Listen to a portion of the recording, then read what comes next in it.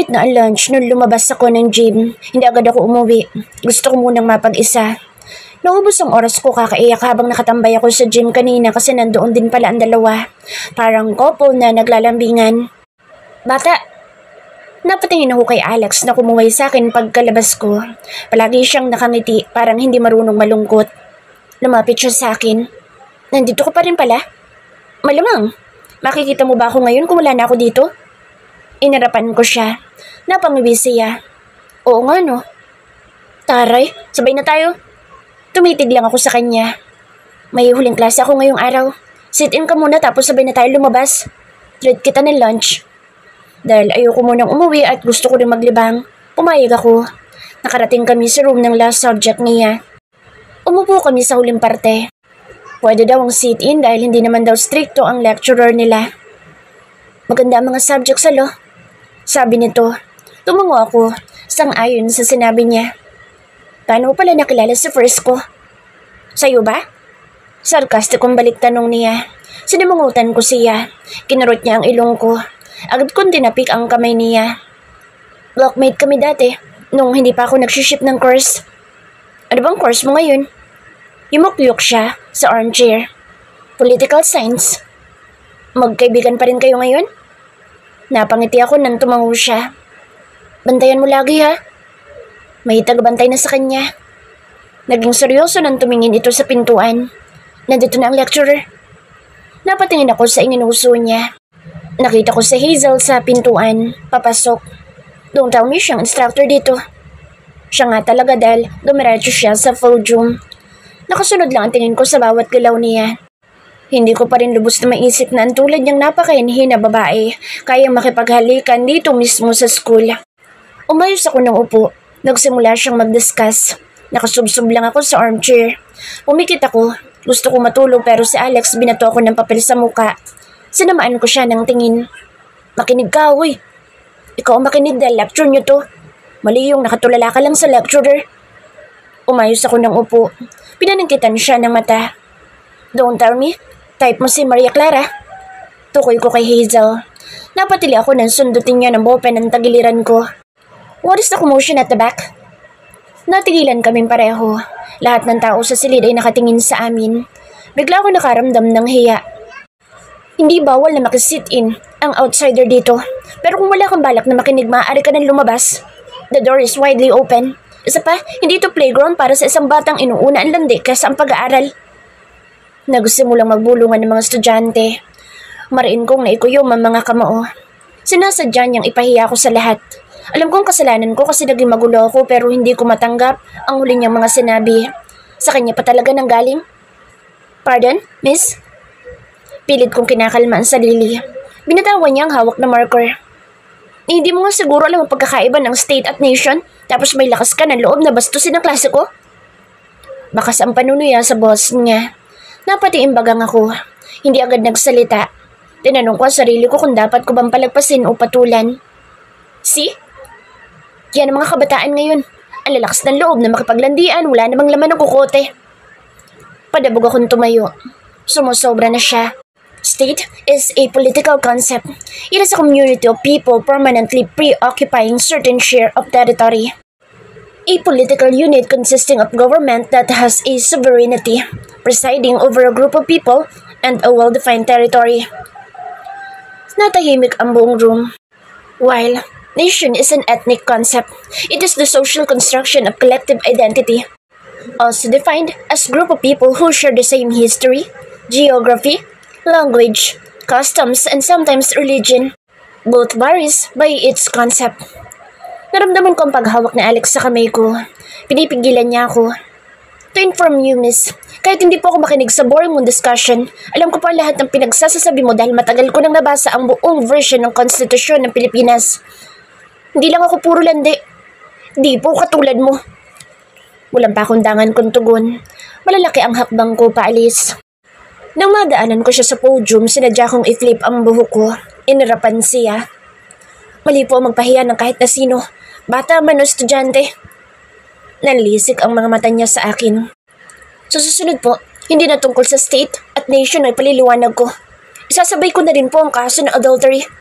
Nangaagaw ko po kasi ng lalaking may asawa. Tuluyan akong umalis at hindi na pinansin ang tawag ni Alex. Laika Ferreira! Para akong binuhusan ng malamig na tubig. Agad na napabangon dahil sa sigaw na narinig ko mula sa labas ng kwarto. Napatingin ako sa bedside table. Tinignan ng oras sa mini clock. 6:00 pa lang ng umaga. Gulong-gulo pa ang buhok ko. Inaantok pa ako. Muli na naman tinawag ang pangalan ko. Laika Ferreira? Nawalang antok ko nang makilala ang boses ng sumisigaw. Isa lang ang tumatawag ng buo kong pangalan. Si First ko. Nagmamadali akong pumunta sa banyo. Nag-toothbrush, naghilamos at inayos ng konti ang buhok. Nang masigurong hindi na ako mukhang 70 anyos, tumakbo ko sa pinto para buksan. Sinalubong ako ng nag-aalab na tingin ng aking asawa. Napahagik-hik ako pagkakita sa gwapo niyang mukha. Good morning, First ko. Masigla akong bati. Tinangka ko siyang halikan sa pisngi pero umiwas siya. Napanguso ako. Napakamot sa ulo. Kahit man lang sa pisngi, hindi ako nakaisa. Sumeryoso din ako nang makitang seryoso talaga mukha niya. Ano nga palang ginagawa mo dito? Masyado pang maaga. Tinitigan niya ako. Marahas na bumuga ng hangin. Sinabi sa akin ni Hazel ang ginawa mo sa klase niya. Nagsumbong siya sa'yo? Ani ko, hindi ko rin mapigilan na kumunot ang noo. Yun ba ang pinunta mo sa university? Ang mahiya ng lecturer sa harap mismo ng mga estudyante niya? God! Laika, sinabi ko na sa'yo hindi lahat ng lugar na pupuntahan mo ay playground. Singhal niya. Hindi na talaga siya nakapagpigil sa sobrang inis. Yumuko ako. Naikuyong ko ang mga kamay ko. Kasalanan ko na naman. Yun ba ang sadya mo kaya panay ang sigaw mo para magising ako kahit ganito kaaga? Hindi siya sumagot. Ganun ka ba talaga mag-alala sa kanya? Na kaya kahit nakakabulabog ka sa tulog ng iba ay ayos lang, may pagtanggol mo lang siya? Pinilit ko ang sarili na mag-angat ng tingin at salubungin siya. Gusto kong umiti pero hirap ako magpanggap ngayon. Oo, dahil alam ko kung gaano ka kaisip bata at kung gaano ka nagiging padalos-dalos. Napailing ako. Buti na lang talaga wala dito si Mommy. Nasa business trip. Kung nandito sila, siguradong hindi magagawa ng First ko na sumigaw at kagalitan ako sa mismong bahay namin. Hindi niya mailalabas ang galit sa akin na palagi niyang kim-kim. Ako? Isip bata? Ako padalos-dalos? Siguro nga isip bata ko, pero inilulugar ko naman. Siguro nga padalos-dalos ako pero hindi ko naman ikinakahiya iyon. Dahil sa pagiging padalos-dalos ko at pagiging isip bata, na ipapakita ko kung gaano kita kamahal at kung gaano ka kahalaga sa akin. Parang pinipiga at pinupukpuk ang puso ko sa sobrang sakit. Sino ba namang matutuwa kapag ang taong mahal mo ng sobra, nagagawa kang singhalan para sa babaeng mas mahalaga sa kanya? Ang aga namang kirot sa puso nito. Huwag mong idahilan ang walang kwentang nararamdaman mo. Dahil una sa lahat, wala akong pakaalam at pangalawa. Kahit kailan hindi ako magkakaroon ng pakaalam. Mataas pa rin ang boses niya. Galit na galit. Mabilis kong pinunasan ang pasaway kong luha. Alam ko, kasi kung may pakialam ka, edi sana wala ka ngayon sa harap ko ng ganito kaaga at sisinghalan ako. Dahil kung may pakialam ka, makapaghihintay ka hanggang tanghali para lang ipamukha kung gaano ka nag-aalala sa Hazel mo. Sobrang sakit palang malaman na para sa'yo walang kwenta lang pagmamahal ko. Nanginginig ang tuhod ko sa pagpipigil ng emosyon. Kasalanan na ba ngayon ay pagtanggol ang sarili? Naitanong mo ba sa mga nakakita kung sinong unang namahiya? Kung sino ang nasabihan ng malandi? Pinaniwalaan mo agad ang mga kasinungalingan niya. Nag-thumbs up ako. Naninikip ang dibdib ko. Kahit siguro ipahiya niya ako sa buong university at kawawain, siya pa rin ang kakampihan mo kapag sinabi niyang inapi ko siya. Sa wakas nagawa kong ngumiti. Kailangan ko magpanggap dahil pakaramdam ko kapag hindi ako ngumiti sa harap niya. Lahat ng sakit na nasa loob ko ngayon iluluha ko mismo sa harap niya. Baka umikbi ako nung walang katapusan na parang gaga at magmakaawa sa kanya. Wala pa rin nagbago sa galit niyang mukha. Lumapit ako sa kanya para ayusin ang tabingin niyang necktie. Ibinatones ko rin ang long sleeve niya. Napakagwapo niya talaga kahit naka-uniform lang. Inayos ko rin ang medyo magulo niyang buhok. Malambing na hinaplo sa mukha niya. Nag-breakfast ka na ba? Natigilan siya pero hindi sumagot. Hinawakan ko ang braso niya. Hinila pababa sa dining room namin. Sakto namang katatapos lang ni Nana Lily sa paghahanda ng agahan. Ako na pong bahala dito, Nay. Sabi ko habang ipinaghihila ng upuan ng First ko. Magandang umaga, Nana. Bati ni first ko na mas lalong nagpangiti sa akin. Isa sa ugali niya ang dahilan kung bakit mas lalo ko siyang minamahal. Kahit anong galit at inis niya sa akin, hindi nawawala ang pagiging magalang niya sa ibang tao na nakapaligid sa akin. Sa akin lang talaga pangit ang ugali ipinapakita niya. Magandang umaga rin, iho. Inilapag nito ang mga niluto. Siya, ikaw na bahala dito, iha. Kung yan ang gusto mo. Basta kumain ka ng agahan, ha? Bili niya. Yes na. Sagot ko. Umalik muna ako sa pisngi niya bago ko ulit itinuon ang atensyon ko kay first ko. Wait lang ha, kukuha lang ako ng pinggan at utensils. Inilagay ko yun sa harap niya habang siya malayo ang tingin. Siguro galit pa rin sa akin. Nilagyan ko ng fried rice, sunny side up egg, bacon at tuna sandwich ang pinggan niya. Eat na para hindi ka magutom mamaya sa school. Nang mapansing tulala pa rin siya, tinapi ko ang balikat niya. Doon lang nabaling ang atensyon niya sa pagkain. Muli akong pumunta sa kusina para ikuha siya ng fresh milk na paborito niya at isang baso ng malamig na tubig. Ang kaninang sakit ng mga salitang sinabi niya nabawasan. Kahit papaano hindi ito umaangal na alagaan ko. Kahit yun lang masaya na ako. Here you go. Ubusin mo yan ha para maging healthy ka. Fresh milk and cold water para sa first kong gwapo. Inilapit ko sa kanya ang mga pagkain. Mamaya mo na lang ulit ako sigawan ha. Hindi niya ako pinansin. Ayoko makikita lumalapit ka kay Hazel. Pagkuhay, sabi niya makalipas ang ilang minuto. Tumango ako. Okay, hindi na ako lalapit sa kanya. Basta pakas ako. Magtigil ka, Laika. Bumalik na naman ang inis niya. Napasimangot ako. Gusto ko lang naman burahin ang alit niya sa'yo kahapon. Bulong ko pero narinig niya. Padabog na binagsak niya ang kutsara at tinidor na hawak. Tumayo. Naguguluhang napatingala ako sa kanya. Kahit ilang halik ang ipalit mo, walang magbabago. Hindi mabubura ang mga halik na pinagsaluhan namin. Bago pa man ako makasagot, walang lingong umalis na siya. Hindi ko na napigil ang pagdaloy ng mga luha ko. Bakit ganun? Kahit ilang beses niya ipinamumukha sa akin ang bagay na iyon, masakit pa rin. Hindi pa rin ako sanay. Bakit kahit anong gawin ko, wala pa rin siyang pakialam? Kung alam mo lang na kahit ako ayoko sa katotohanan ng mahal na mahal kita. Kaya kahit talo na ako, wala akong ibang magawa kundi paglaban ka.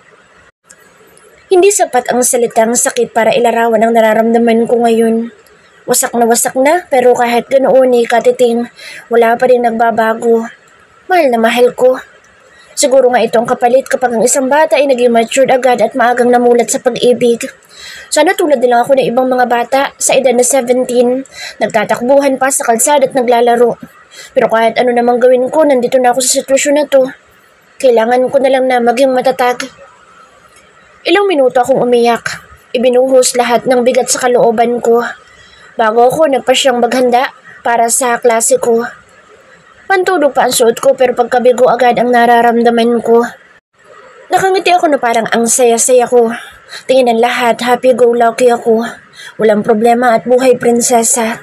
Mas mabuti ng ganoon ang opinyon nila. Wala akong balak na ipangalandakan sa lahat kung paano ako unti-unting nadudurog kahit pa sabihing napakabata ko pa. I started tapping the guitar. Nasa gitna ako ngayon ng university sa open area ng mga nagtataasang building. I am wearing a simple shirt, pants, and sneakers. Nandito ako para mag-sorry sa kanya. This song is dedicated for you. I'm sorry. Sana hindi ka nagalit. Promise, magpapakabait na ako. Natatawang sabi ko. Hindi ko alam kung bakit galit at ayaw niya sa akin pero hindi pa rin ako susuko. Gusto ko mag-sorry dahil yun ang sinasabi ng puso ko. Nakangiti ako habang patuloy sa pagkanta at pagtipas sa gitara. Maraming mga estudyante sa paligid ko pero siya, wala pa rin. I know may iba pang dahilan kung bakit ayaw niya sa akin kaya ganoon na lang kung ipagtabuyan niya ako. Kilala ko siya at alam ko may dahilan siya. Gumaan ang loob ko nang maalala ang mga araw nung bata pa ako. Palaging si first ko ang babysitter ko lalo kapag wala si mommy. Panay ang takbo ko habang siya panay ang habol sa akin. Baka raw madapa ako at masaktan. Kung sana lang, kaya ko ibalik ang mga araw na iyon. Yung hahabulin niya ako kahit mapagod siya, masiguro lang na hindi ako masasaktan. Pero ngayon, siya na ang dahilan ng sakit at sugat ko sa kalooban ko. Araw-araw niya ako nasasaktan nang hindi niya namamalayan. Malapit ko nang matapos ang kanta pero wala pa rin siya. Imposibleng hindi niya naririnig dahil ang microphone na gamit ko connected sa lahat ng speakers sa buong university. Pinayagan akong gamitin iyon basta't break time ko gagawin. Hindi ko namalayan na isa-isang tumulo ang mga luha ko. Pinunasan ko agad pero baliwala dahil may pumapatak na naman. Pinunasan ko ulit pero mas lalong dumami kaya hindi ko na nagawang itago ang pag-iyak. Lahat ng mga estudyante sa paligid nakatingin sa akin at iisa lang ang mababaka sa mga mukha nila. Awa, bagay na kahit kailan na hindi ko na kailangan. Kahit masakit, ipinagpatuloy ko ang pagkanta hanggang sa matapos. Nothing's gonna change my love for you. First, Miller. Talented talagang princess namin. Lumapit sa akin si Kuya Second na pinakamalakas ang palakpak sa lahat. Napayuko ako. Para sa akin ba yun? Nakangating tanong niya. Niyakap niya ako ng mahigpit. Just cry, princess. Nandito lang si Kuya. Bulong niya. Umiling ako habang kagat ng mariin ang mga labi para hindi mapalakas ang paghikbi. Pero Kuya Second, siya ang kailangan ko. Alam ko, pero pwede ka naman magpanggap na sapat na kami para hindi ka masaktan ng sobra. Kahit hindi ko lingunin, alam ko si Kuya Third ang nagsasalita. Yumakap din sa akin. So ano po magpanggap? Angal ko na ikinatawa nila. Ibuhos mo lahat para sa kanya, kahit sobrang sakit na. Pero kapag wala talaga, just let him go.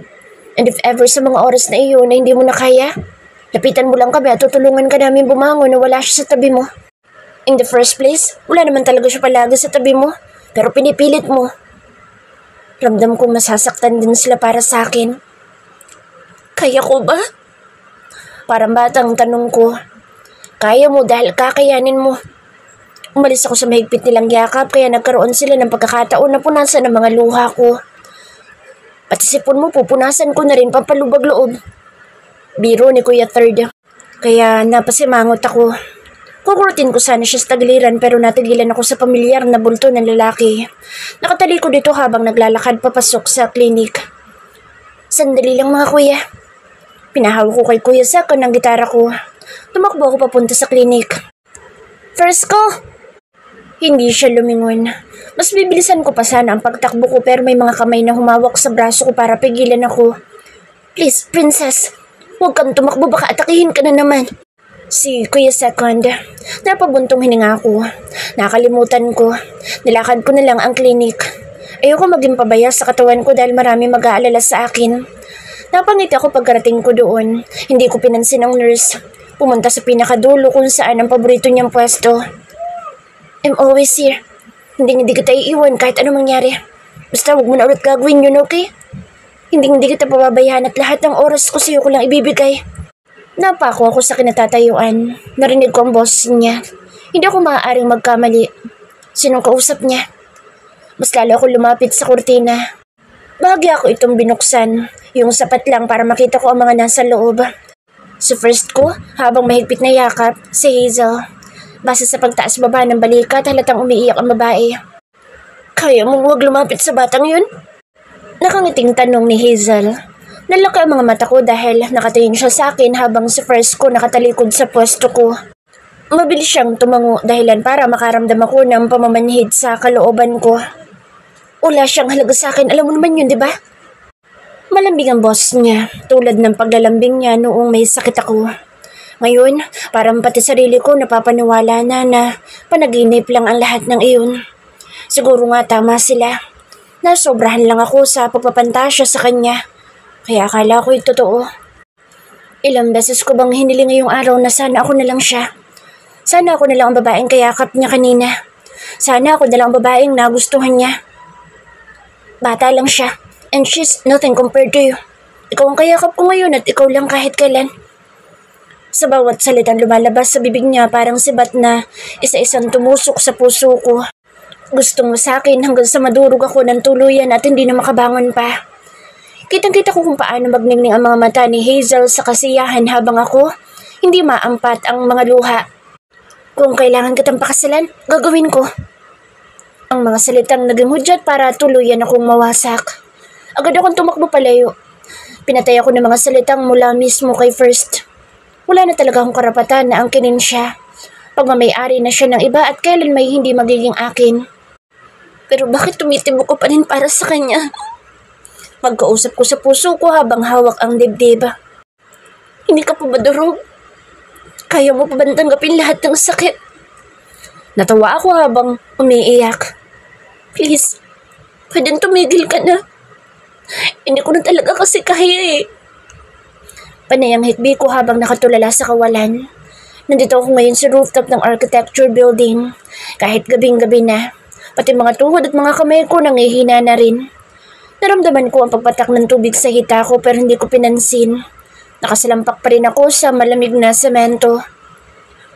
Pwede bang magpa-heart transplant na lang ako? Baka sakaling kapag iba ng puso ko, hindi ko na siya mahalin pa. Para tuluyan ako makalimot. Umaambo na. Hindi ko nilingon na nagsalita. Umupo ito sa tabi ko.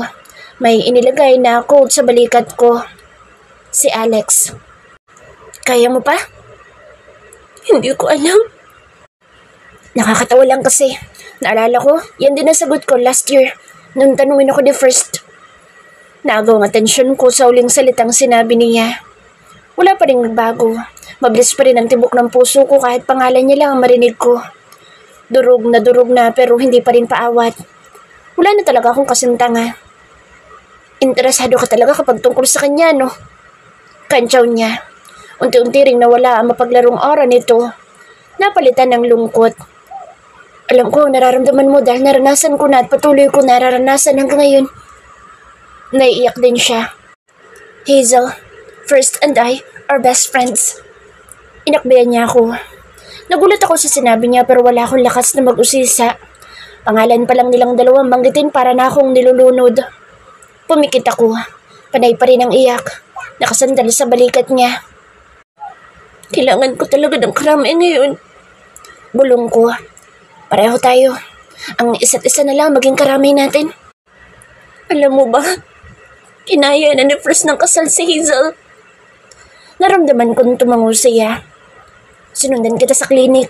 Kanina pa ako nasa likod mo, hindi mo lang napansin dahil busy ka sa pag-iyak. Honestly, sobra din ang sakit na nasa loob ko ngayon. Gusto kong umiyak pero nakakahiya at nakakabawas ng pagkalalaki kaya huwag na lang. Dumilat ako. Pinatalikod ko siya bago ako sumandal sa likod niya. Nakasandal kami sa likod ng isa't isa. Huwag kang mahiyang umiyak. Hindi porket iiyak ka, mababawasan ang pagkalalaki mo. Ang lalaking umiiyak ay totoong nagmamahal. Hindi siya sumagot. Ilang sandali lang naramdaman ko ang pagyugyug ng balikat niya. Minahal ko si Hazel. Simula nung unang pagpasok niya dito sa university 3 years ago. But sadly, hindi ako ang gusto niya kundi si First. Best friend na kami simula pagkabata at nadagdag sa barkada namin sa Hazel. Hindi ko alam kung ano nangyari at naging sila ni First. Ang pagkakaalam ko may babaeng in-stalk si First that time pero bigla nilang natigil yun. Patuloy siya sa pag-iyak tulad ko. Noon, patuloy pa rin ako sa panliligaw kay Hazel kahit pa sila na. Hindi ko maramdaman na pagtataksil yun kay First dahil ramdam ko wala siyang pagmamahal kay Hazel. Maliban sa pagiging matalik na magkaibigan. Medyo kumalma na siya sa pag-iyak. Pareho kaming nakatingala sa langit habang ganoon pa rin ang pwesto namin. Bakit mo sinasabi sa akin lahat ng to? Tanong ko pagkalipas ng ilang sandaling katahimikan. Para ipaalam sa'yo na kahit gaano mo kumahal ang isang tao, may pagkakataon na hindi siya magiging sa'yo. Anong gusto mong gawin ko? Hinawakan niya ang kamay ko. I can feel your pain, bata. At ayoko dagdagan pa. Ayoko matulad ka sa akin. Ako ang lalaki at mas matanda sa'yo para nang mamamatay sa sobrang sakit. Ikaw pa kaya na babae at mura pang edad. Nandito ako para tulungan ka mag-move on. To stop the pain. Pinilit kong tumawa pero hindi talaga sang-ayon ang utak at puso ko kaya imbis na matawa, mas lalo akong naiyak. Matagal ko nang tinangka, Alex. Sa huli, sa ganito pa rin talaga ang bagsak ko. Minamahal pa rin siya kahit napakasakit na. I don't think na makakamove on pa ako sa lagay kong to. Napabuntong hininga siya. I know, pero isang bagay ang tatandaan mo kapag nasasaktan ka na ng sobra. Yun ay huwag mong piliting magpanggap na masaya dahil mas madudurog ka.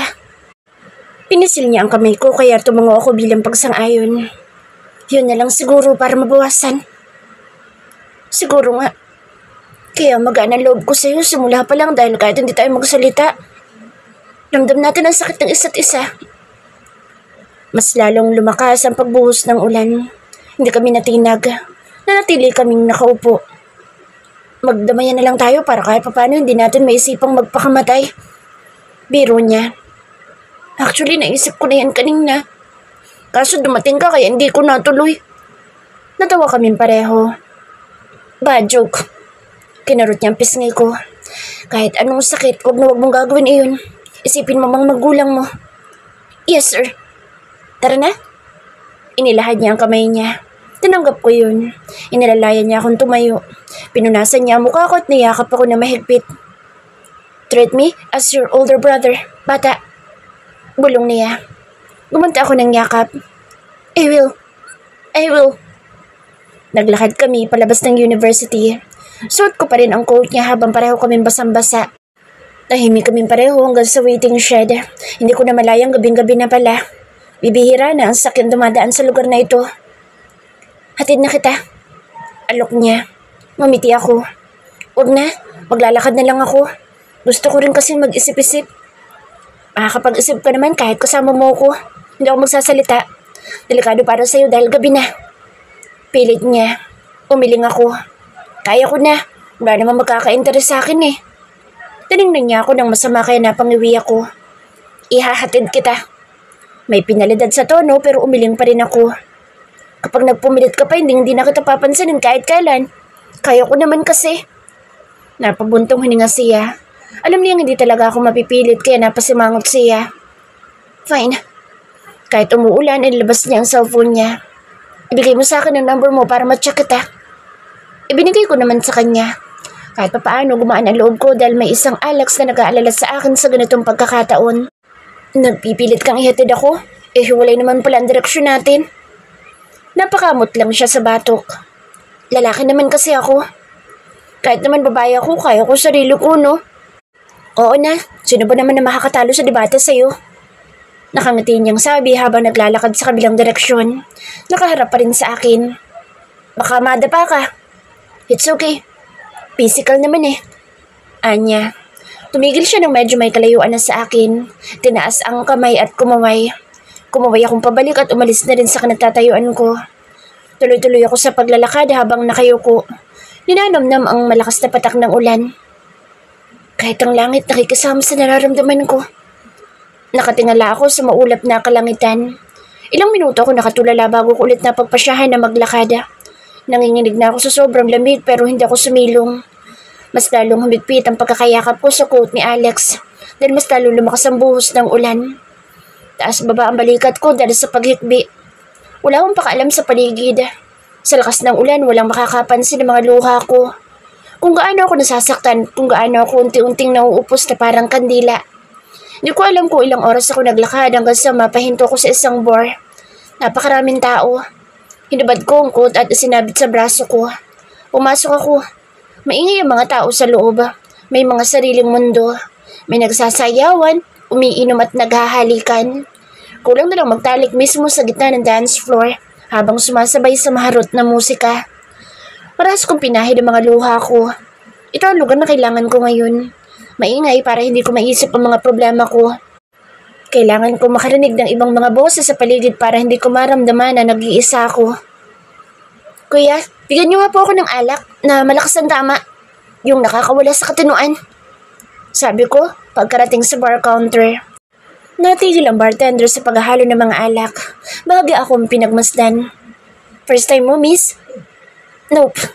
Pagsasinungaling ko. Kailangan ko yung gawin para hindi na niya mausisa pa, pati ang edad ko. Gusto kong mawala sa sistema ko ang lahat ng pighating meron ako.